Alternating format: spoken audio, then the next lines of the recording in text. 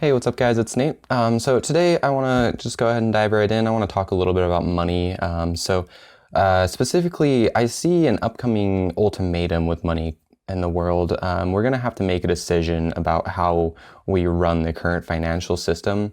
And it's coming probably sooner than a lot of people think. So I just kind of want to talk about that today. One of the largest discussions in the United States right now is centered around wealth inequality. Now, wealth inequality doesn't just refer to money, it also refers to the wealth of resources. Aside from that fact, 3 families now have more money than the bottom half of the population in this country. A lot of people are starting to ask, why in the most prosperous time in humanity are only a few people enjoying the benefits of this prosperity? So it's a very good question and a very good reason why we're talking about wealth inequality so much. So there are a lot of proposed solutions to wealth equality in this country, one of them being a wealth tax, minimum wage increases, federal jobs guarantees. But the one that actually lines up with reality the best is universal basic income. So Andrew Yang is the Democratic candidate running his platform on universal basic income, or the freedom dividend as he calls it. So the idea of the freedom dividend is to put a 10% tax on businesses that deal with non-staple items to pay for universal basic income of giving $1,000 a month to every adult citizen in the US. Now, this idea is a great idea, obviously. I support it, and a lot of people are getting behind it, and the more attention that Andrew Yang gets, the more people are realizing that he's onto something. But Andrew Yang knows very well that this isn't the end-all solution to the problem of wealth inequality. So one of the reasons for that is that this proposal in the current money system would not work on a global scale. Now, of course, Andrew Yang's running for president of the United States. He's proposing this for United States citizens, but down the road, eventually, our idea is going to be to help everybody in the world the same way that we're trying to help all US citizens right now. So I kind of want to take it down the road to that point and kind of see what we would need to do to try to provide a universal basic income, or in other words, get everybody's necessities to them worldwide. So the first thing I want to talk about here is how much money does each person need to live each month? Now, there's this really good article that I read. I'll link it below, but it basically concludes that you need about $1,000 a month to live in today's world. So that gives you housing, your utilities, food, transportation, maybe phone and internet, which are arguably necessary in American life right now.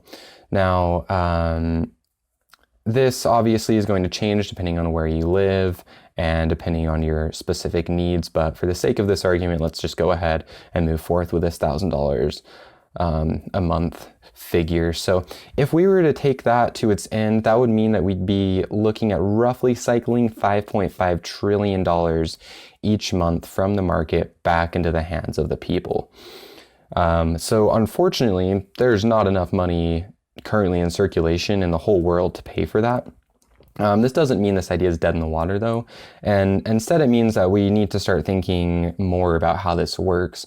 Instead of using the solid number of how much money exists in the world, we should instead take a look at GDP. Now, GDP basically is how much money is spent each year in the world. This doesn't mean how much money exists, because $1 can be spent over and over and over again in different contexts as it switches hands.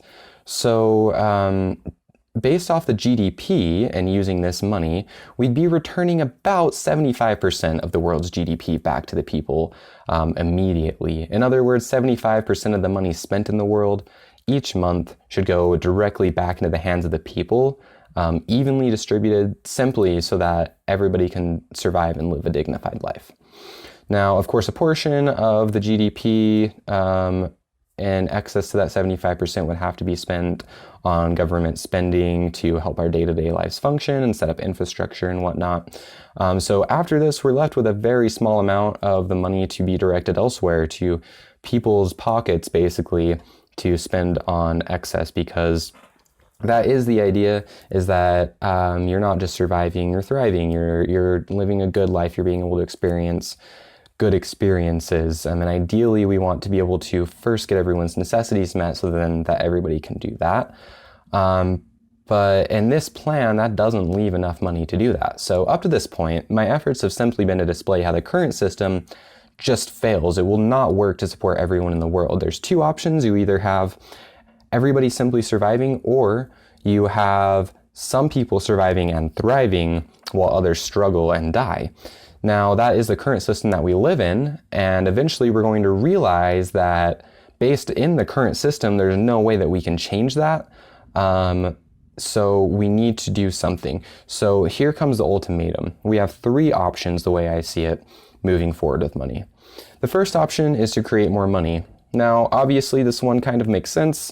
If you put more money into the world, now everybody has more money. But the problem is, as we've seen throughout history, and this always happens, the more money that you put in the system, inflation increases, meaning that prices go up, wealth inequality gets worse, and each portion of currency is now worth less than before. So obviously this answer isn't the way to go. That leads us to option 2, which is get rid of money by automating everything so no one has a claim to more. That means no one's working, so no one can say, hey, I did this, so I deserve more. Now, this looks like a great idea to people who have just become obsessed with equality and have just heard about socialism. And this would appeal to the very far left in our country right now. I was actually a proponent of this idea a few years ago. But as you start to think about it, you see that this proposition has problems too. So first, one thing that it does well is it solves the main problem. Everyone has enough resources to live, and it means no one has to do a job that they don't enjoy. And on the other side, people are now free to do what they love all the time and pursue their dreams and passions, and that's great. But unfortunately, there are two huge problems to this idea. First, people like and need to work and feel like they've earned or achieved something. Secondly, there will always be new, better ideas. And if people don't get recognized or rewarded for those ideas, the ideas will stop coming to mainstream light and the world will stagnate on progression, and that is not what we want. So this leads me to option 3, which I think is the only viable option moving forward. So option 3 is to massively increase the GDP by constantly circulating money with new products and services. Now, this solution is the best and the only one that works for a few reasons. First, it solves the main issue of making sure that everyone has their necessities by circulating enough money monthly to take out and give directly back to everyone without taking the possibility of having extra for those who work for it, which brings me to the next reason.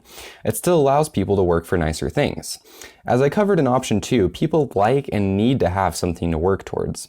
This system allows for goals and dreams while not taking away from others while achieving them. And lastly, it helps push human evolution and progress forward. Because we will need new products and services, there will be a larger demand and a larger possibility than ever for people to come up with great ideas and to succeed with them. This means new inventions, new breakthroughs, and great improvements on existing things. Additionally, this means that everyone now has an equal and great opportunity to succeed. While this proposition is undeniably the best, it doesn't come without its issues, but we must take this first step and come to those issues when we reach them because we don't have a better way forward. The issues that could arise from the system would pale in comparison to what we would have achieved if we reached that point. At a point in humanity where we have enough to sustain everyone in a dignified and healthy way, it is immoral not to do so. We must start looking at ways forward to this goal and stop letting stupid excuses let the greedy and narrow vision persist in their ways. So thanks for watching, guys. That's what I wanted to talk to you guys about today. If you have any questions or comments or want to argue with us a little bit, I'd love to talk about it. This is the kind of stuff that I love having discussions about. So thanks for watching. Go ahead and like and subscribe down below. Follow my Medium blog, which I'll link below as well. And I'll also go ahead and link that article I mentioned earlier. Thanks for watching and have a good one.